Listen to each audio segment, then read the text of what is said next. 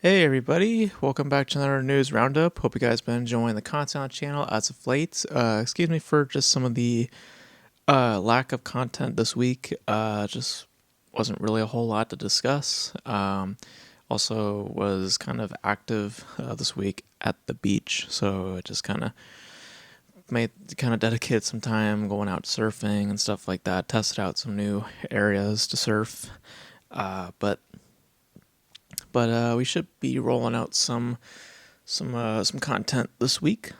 But we have another roundup, and hopefully you guys are enjoying the other news roundup. That one was the longest that I've ever had to do, so hopefully you guys are enjoying that one. This one should be relatively short, but we'll see. So we've got a couple of subjects for this week, so let's just cut this short and just dive right on in. So, of course, the big story for this week, or last week, was the announcement of the next Avengers cast. So, Marvel Studios unveiled the complete cast through a terrible live stream event. It was just ridiculous. There was like a 10-hour live stream of just showing one chair to the next, revealing each cast member. It's just like, Jesus. And they end up putting out the same thing but in a 2-minute format where the chairs just move so much faster. It's like, I don't, why did we have to go through that? But yeah, they revealed the complete cast for the upcoming film Avengers Doomsday, which is set to release on May 1st, 2026. It's also officially now filming in London. We won't go through the whole cast just because there's a couple of names, but just to basically kind of encapsulate the whole announcement, there is the announcement that the Fantastic Four that haven't been introduced to yet, they will be involved in this film, as well as some characters from other films, like the new Black Panther will be involved, the new Captain America will be involved, Loki will be returning, and of course, some other characters here and there. The Thunderbolts, which we've also not been introduced to yet, will also be returning for this, which is, I guess, also a spoiler considering just the fact that we haven't seen that movie yet, so I guess they all survive. But whatever. And the big announcement was the return of some of the original X-Men cast. So you're going to get the old Magneto back, the old Nightcrawler, the old Mystique, the old Cyclops. Channing Tatum is going to be returning to play Gambit from his role from Deadpool Wolverine. So some familiar faces, a lot of faces that we haven't been introduced to yet. Some notable omissions from the cast include Doctor Strange, Deadpool and Wolverine, Spider-Man, and Hulk. Some of these omissions appear to be intentional. Others based on just schedules. Specifically, Spider-Man. Tom Holland's got a busy schedule ahead of him with Christopher Nolan's film and having to do his own Spider-Man film, so it didn't seem like the stars aligned for him to actually make an appearance in this specific film. So they'll be pushed for the next film, which is Secret Wars, which I believe comes out in 2027. But yeah, so the next Avengers film is actively in production now, and excluding just the terrible way of unveiling this information, I really don't see a lot to get excited over. I mean, it might be just because of just where I am personally with my relationship to superhero films, but something like this should feel exciting because, each Avengers film is a culmination of the films prior. It's like basically that of like a season finale or a series finale, in respects to like Endgame, for example, which acts very much so like a series finale to a television series. There isn't a strong foundation here. The only thing that was of real significance in my eyes, and because I left Marvel many years ago, I left, I think, after Black Panther 2, and all the television shows, from what I've seen, they've not been that significant to the plot. The only show that really was significant, and I actually watched, was Loki.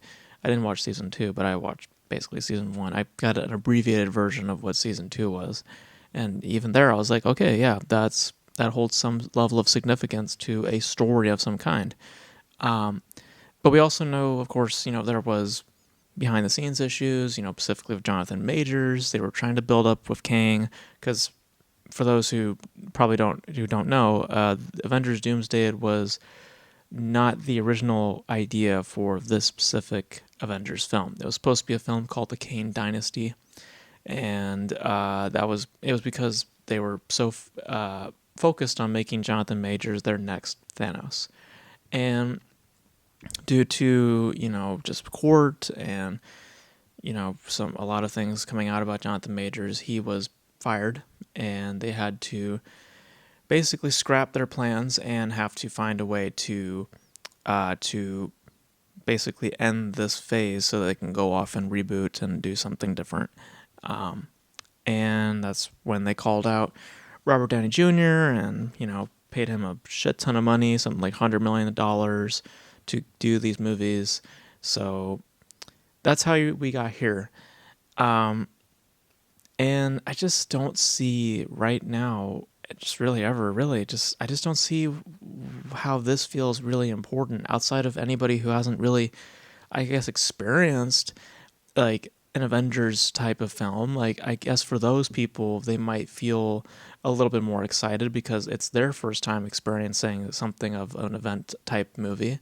But for a lot of people, a lot of veterans per se, who have experienced the Marvel movies for many, many years and experienced Endgame and all the other stuff, there just isn't that much of a significance here. There just isn't. Especially when you look at this cast. I mean, some of the heavy hitters are being saved for the next film. Like, we don't have any Doctor Strange, no Deadpool, whatever like that. A lot of these characters are characters that we have not even seen make an appearance yet, or have seen in like decades, and I just don't think that that's really that interesting. I don't really care to see like a lot of old characters come back because that's just nostalgia bait in some respects. And to some extent, just with this cast, just how it's lined up, it just feels like a lot of show and not a lot of substance. So I'm curious of how people will take to this film, and more so how it will measure up financially to the other films. I mean, Endgame is one of the highest grossing films of all time, so you have some big shoes to fill. I think at the end of the day, we know that it will do good business because of just the name itself is significant, and I think that it will get butts and seats. But how many butts and seats is the question, and I don't think it's going to be as much. And this definitely is going to be expensive. I mean, we are, as I already said, Robert Downey Jr. has gotten paid $100 million just to appear in both these movies, and the Russos got paid something to that extent, I think, as well, like 50, 80 million, something crazy like that, just to direct these movies. So we know this film is going to be expensive. We know both these movies are probably going to reach the same finances as were Infinity War and Endgame. The question is, though, do they have that type of hype? Do they have that type of strong foundation? I don't think they do. I think we know it will do good business, but how good, I think, is really the question. So we'll see what happens. We'll see, basically how the year unfolds from now till then, till May.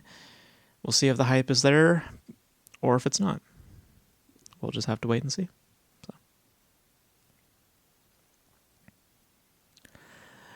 Going from Disney, let's go talk about the opposite of Disney when it comes to superhero stuff. That was a terrible segue. Let's talk about Warner Brothers. They are in some trouble. Lots of trouble, in fact, because according to an article released by Variety, the chairman at Warner Brothers, Michael DeLuca and Pamela Abdi, they are apparently facing troubles with justifying their current positions amidst a slew of major box office failures. So it appears as though that the pair are potentially losing their jobs. They might be fired because according to a report that was released today from Bloomberg, which was also shared by the Hollywood Reporter, David Zaslav, who's the current CEO at Warner Brothers, he is apparently meeting with potential candidates to replace the current chairman of the company. Now, if you're following the article that was released by Variety, some sources that were released through this, talking about in the article from Variety, they suggest that the pair have lost faith in their CEO, whose management style isn't as consistent or patient, according to the article. So Zaslav appears to be kind of like, kind of quick-minded, reactionary type, at least from the descriptions. And it seems as though that the current trend of failures, because we've talked a lot about Warner Brothers, especially recently with a lot of their failures. It appears that if those trends continue, that there may be a change in the current leadership, potentially maybe having Peter Safran step in a certain capacity, who is overseeing efforts in a certain division at Warner Brothers, specifically DC. But that remains to be seen. So, but some of the recent failures from the company include Furiosa, a Mad Max saga, which had a production cost of $168 million. Juror Number 2, which was a $35 million production, but was only greenlit because of wanting to maintain the relationship with a director. That was the whole reason for that movie ever existing. Remember, we talked about that a while ago. It wasn't because that they had faith in the project. It was because they wanted to maintain their relationships with Clint Eastwood. And that's not a good reason to greenlight a film. And a very similar type of rationale went into another film that we'll talk about later. But that was Juror Number 2, and we knew that failed because of how limited of a release window that got. And then, of course, Joker, Folie à Deux, which was a $200 million production, not accounting for the marketing cost, of course.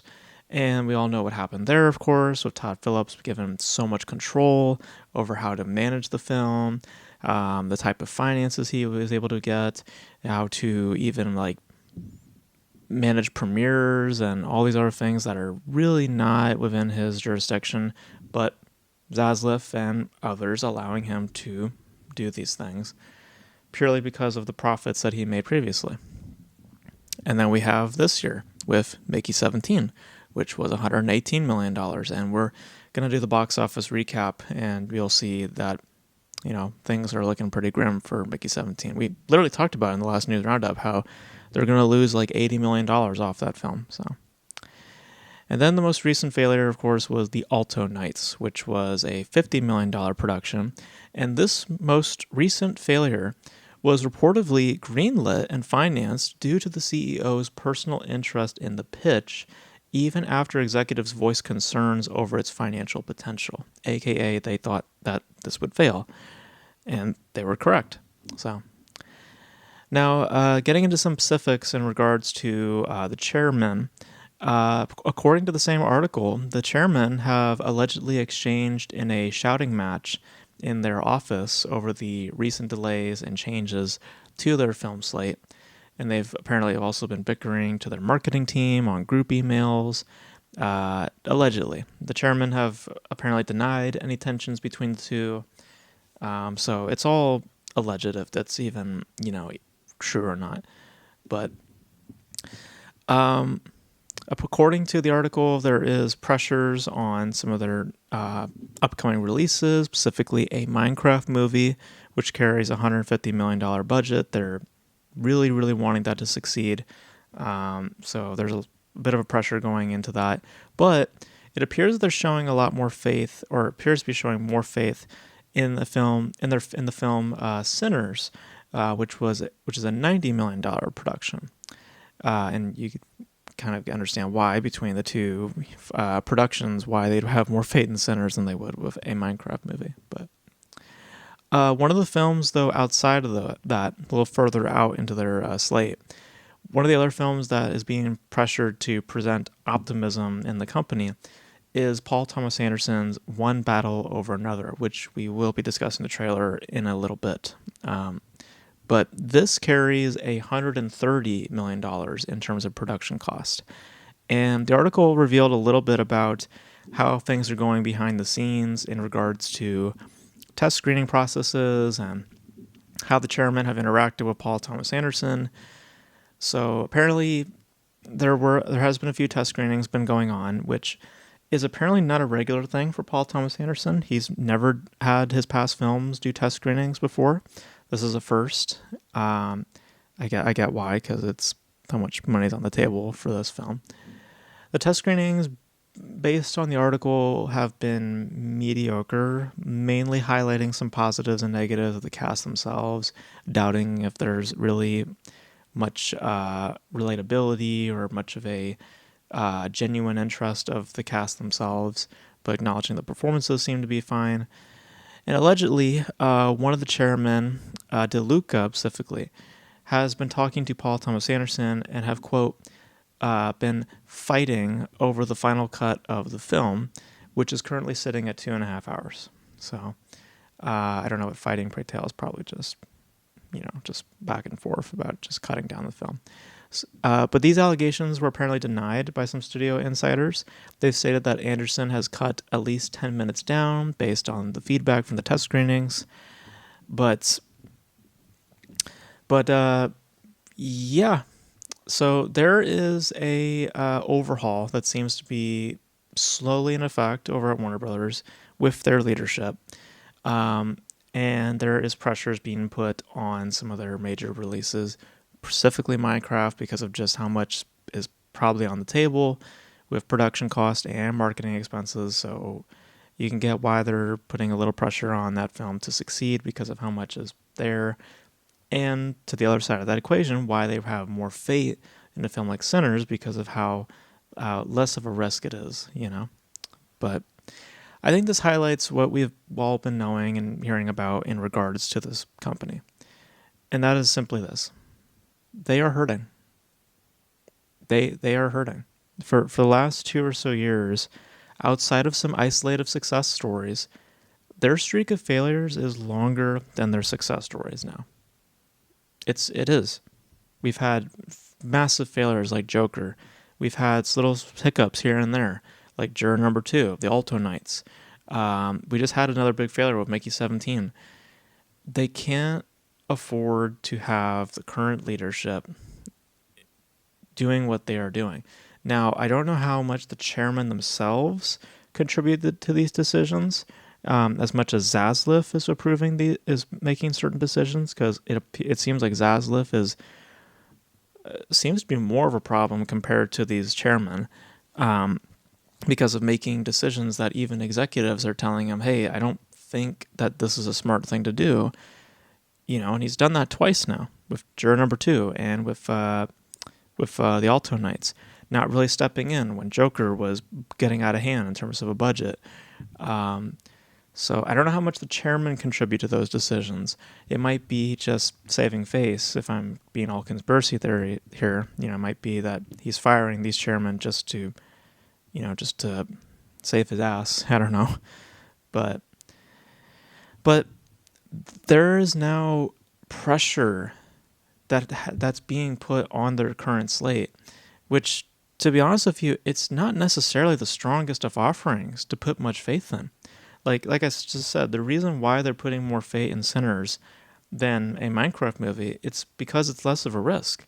It doesn't require a lot of money compared to Minecraft to break even. So that's why I think they have more faith in that. And I wouldn't really count on Paul Thomas Anderson's movie to do any good business either, purely because of what it is and how much it's amounting to. So we're talking about an original concept, or original based film that carries that kind of budget. That doesn't really translate as success nowadays. It just doesn't. Audiences don't come for those sort of films anymore. At least in big waves, they don't. So it's like I said before, guys, I'd hate to be Minecraft or Superman right now because there is a lot of pressure riding on them right now. There's a lot of pressure. Now, in terms of just leadership, I think that we will be seeing a reform of some kind by next year or so. It seems evident so that there's going to be some changes. These chairmen are probably going to be let go, even if they perhaps are not the issue. It seems more of that's Saslift's problem, not necessarily these chairmen. But again, I don't know what their specific contributions were on these productions, and just generally speaking, we don't know. It sounds like it's more of Zaslav's problem, but you know, but because the problem is, as this article has laid out, the problem with Warner Brothers is really in its current form right now is the people in charge.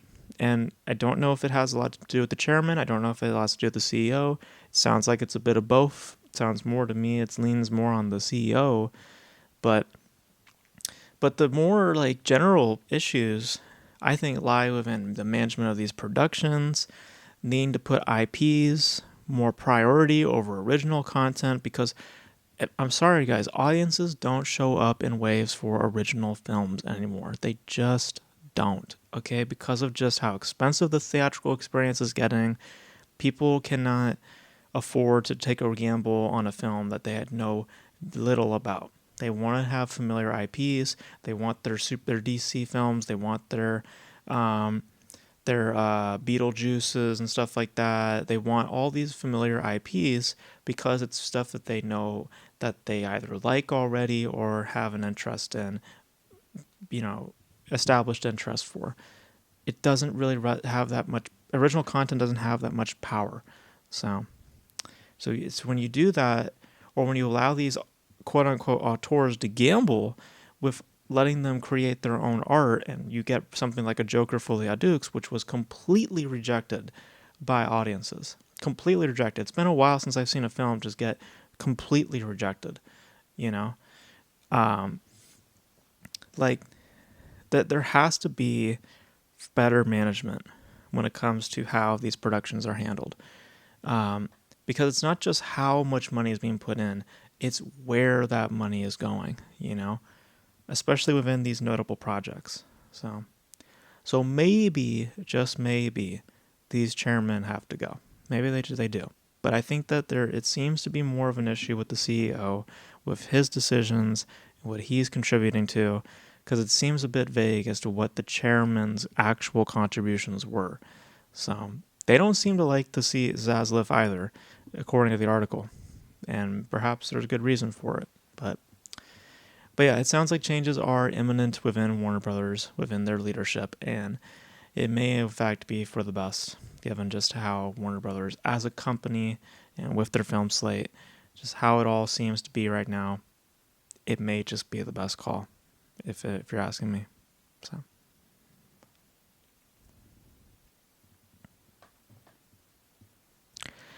Alrighty, let's get into a very interesting story regarding a production film entitled Angels in the Asylum. This was going to star Simon Pegg and Catherine Watterson, and apparently this film has shut down. And the reason why it was shut down was because it had apparently a very questionable finance. They had apparently a lack of funding to continue with production. They got about 15 days into production before they shut down. But they apparently did not have their finances sorted out. So, according to Deadline, the film had yet to finalize a deal with a distributor, leading to a smaller size of funds to utilize, which sees crew members and apparently some of the cast themselves without any payment. So there's apparently a lot of people out right now who are not going to be paid because of just how mismanaged this production was. So the production cost as it stands are at least $6 million. And in terms of what is owed, crew members are owed at least $460,000 in wages. And the cast pay has been ring-fenced, which I just learned is essentially just parking some money into a separate account within specific agreements, within this case equity agreements, and those people will get paid. So their money is secured in a separate account to when they will open it up eventually and give it to the cast. So, which I think that's my understanding. I could be wrong on that, but Simon Pegg is involved only as a it seems financially speaking, or he doesn't have any financial involvement really. He's an executive producer, but he isn't contributing to the funds of the production. That's what I was trying to say, but I got ahead of myself. But the production is currently seeking a distributor with the hopes to gain the funds needed to get back to shooting. But the more you read into this, it seems evident that this is pretty much dead, because it sounds like this production bit off way more than it could chew. Way more than it could chew. Because it is very important before you start shooting a film, before you begin production, it's important to have your finances in place so you do not have to run into setbacks like this. Either you secure a distributor that will provide the funds, or you get solid funds from an independent studio. If you're self-funding, that's another option. But depending on the ambitions, it may not be as sustainable. And clearly it wasn't in this case. I don't know if this was a self-funded endeavor or if this was an independent studio. I'm not sure how they gained the funding that they had, but clearly it wasn't enough. So, with that type of certainty, it also guarantees that your cast and crew will stick around, because as it stands, don't be shocked if some people walk away. I mean, if not already. I've read some stuff already that says that some crew members are walking away from this because they're not getting paid. So they may be a good fit to tell that story, like the people that you hire on, but at the end of the day, it's a job. It's a job for them at the end of the day, and they have to be paid for it. And if there's no ability or certainty that you'll be paid for your time, you should not be shocked if this crumbles and is left to die. I mean, it basically is a dead film now. It basically is, because the more you read into it and seeing how they couldn't guarantee money to the crew at the start, they couldn't guarantee the crew that, oh, you guys are going to get paid. They just basically gave them empty promises. And now this being public information, I doubt that this is ever going to materialize again. So yeah, let this be a lesson to both the crew and the people in charge. The people in charge, get your shit sorted out. The people who are getting involved in this sort of stuff, don't commit to a job if you're not guaranteed to receive money. Just don't do it, because you will probably find yourself wasting your time. And that goes both ways, also for the people in charge. Don't commit to making a movie if you can't guarantee that everyone's going to get paid. So yeah. So this is a pretty shitty situation, and I feel bad for the crew members. Hopefully they all eventually get paid. But as it stands right now, there's going to be a lot of people who are, a good portion of that crew who are unfortunately are going to be left without pay. So yeah. If you guys know more about the story, let me know, because I hopefully everyone got paid, or is eventually going to get paid.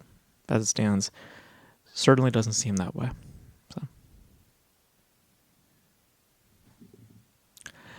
alrighty, let's backtrack to Disney, because according to multiple sources, Disney will be financing and distributing the next project lined up for Martin Scorsese, which is the mafia-type film set in Hawaii. We talked about this a little while ago. This is the one that Dwayne Johnson and Emily Blunt pitched to Scorsese and Leonardo DiCaprio, who will also be starring in the film. I guess this will be his next film. No confirmation of a release window or when production will start. Probably likely later this year, since Disney is now getting involved in it financially. All that I see here is Scorsese's unwillingness to settle for a smaller scale budget. I mean, he's infamously seeked out larger amounts for his productions in recent years, and that's the reason why he hasn't had a solid film to work on for a good year or two because of the hesitations from the industry to invest that heavily. I mean, look at the last two films he's made. He made The Irishman, which was, I believe, over $100 million. Killers of the Flower Moon, which was, I think, like a $200 million production. So that's why. And keep in mind, both those films released through or financed through streamers. Netflix with Irishman and Apple with Killers of the Flower Moon. So none of the major studios have wanted to play ball with Scorsese for the past couple of years because they don't see why you need to invest so heavily in with an original concept like an original concept, and I agree with that. But it appears that Disney doesn't see much concern given the talent that is involved, namely Dwayne Johnson and Leonardo DiCaprio, and in that, with who's literally involved in bringing forth this pitch, like just those people, I think that for Scorsese, this is all strategy. I think he's doing this, what's basically going to amount to as a tentpole, like basically that of a Paul Thomas Anderson, what's going on there with one battle over another, because we know this is going to be expensive. We know it's going to.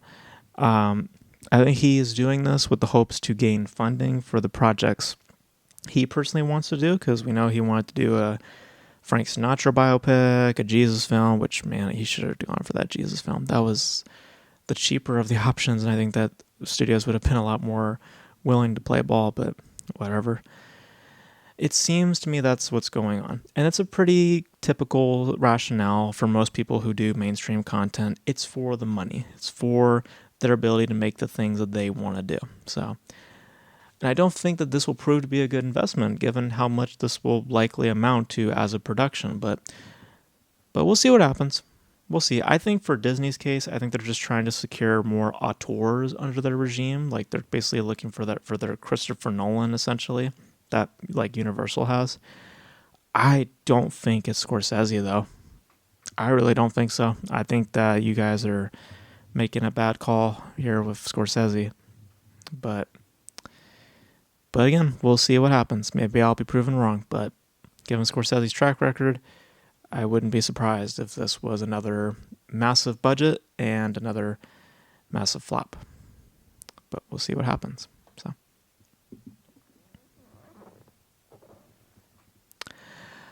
all right.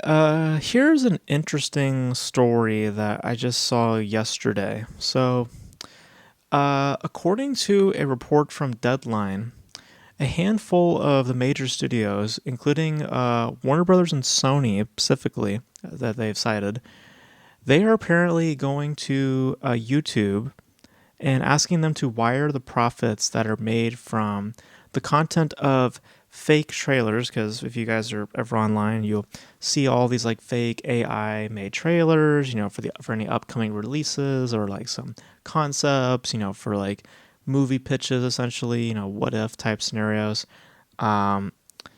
So they're going to YouTube and asking for that money from those specific videos, those fake trailers, which is basically creating content that is of an upcoming or fake movie through collections of other footage from companies and the usage of artificial intelligence. They want that money. They want to profit off of that. And as a result of this article being released, YouTube has turned off ad revenue for two notable channels releasing fake trailers. That would be Screen Culture and KH Studio. So, I'm not entirely sure the legality of a studio profiting off of a piece of content that has been transformed into something that is no longer that original footage of the movie or whatever. I'd assume it's profiting off of the fake trailer that is based on a piece of content that a specific studio is distributing. Like if Sony is going and grabbing, say, like a Zelda trailer or I don't know, like a Deadpool or not Deadpool or Spider-Man trailer, I can understand, in that respect, just, we're just going to go and pick these specific trailers. But beyond that, it is a mood point to bring up that I'm speaking here. Because beyond that, this is incredibly strange. It's strange and it's unfair for these major studios to seek out revenue from these content creators and essentially strip them away, strip them of their own earned money in the process. Again, I'm I'm not aware of the legality behind all this, but I'm pretty sure a content creator can sue if they wish, and rightfully so, because you're taking away their livelihoods to some extent, some of the people's livelihoods. And I would put it past them if content creators wanted to sue, because this is just weird and very unfair and just odd for studios to even toy with ideas like this. Like, really? Like, are we seriously that desperate for money, Hollywood? That you're now looking to steal other people's money? Because that's essentially what's happening here. Yes, they're using footage, but it's transformed and it's no longer that original piece anymore. And you openly admit, I've read in the article, they admit that it's marketing that they appreciate, but they don't like the quality of these trailers. They somehow feel like their trailers get diminished by the fact of these trailers being put out there and they're done in a certain way. It's like, then why don't you just hire the editors to do your work for you? Not just go and strip them of their money. Like, you know what I mean? Like, there's other alternative ways that doesn't put these people in jeopardy financially. So, in a certain capacity. So, it's just pathetic and it's sad because it will take a powerful content creator, someone big on YouTube, to poke any holes on these big corporations. Because as it stands, it's just what they want and it's what they're gonna get, and it's really fucked up, and it's ridiculous considering just the framing of it. It's like, why? There's no reason you should be making money, taking their money away just because they are basically making a better trailer than you. It's like that's a really stupid rationale. And it's not even a real trailer. It's a fake trailer. That's so dumb. It's so dumb. Like, they're not even trying to copyright claim it. They're just wanting to take the money. Like, that's, I would say it's more reasonable to copyright it because they're utilizing your footage. I can understand that, but taking their money away? Nah, man. That's just not right. At least to me. This just sounds really odd. It just sounds really odd. If they admit that they appreciate the marketing, then why the hell do they think that that's okay to just profit from it? I don't get that at all. I really don't. So yeah, that's just weird. Just really weird. Really, really weird, if you ask me. So.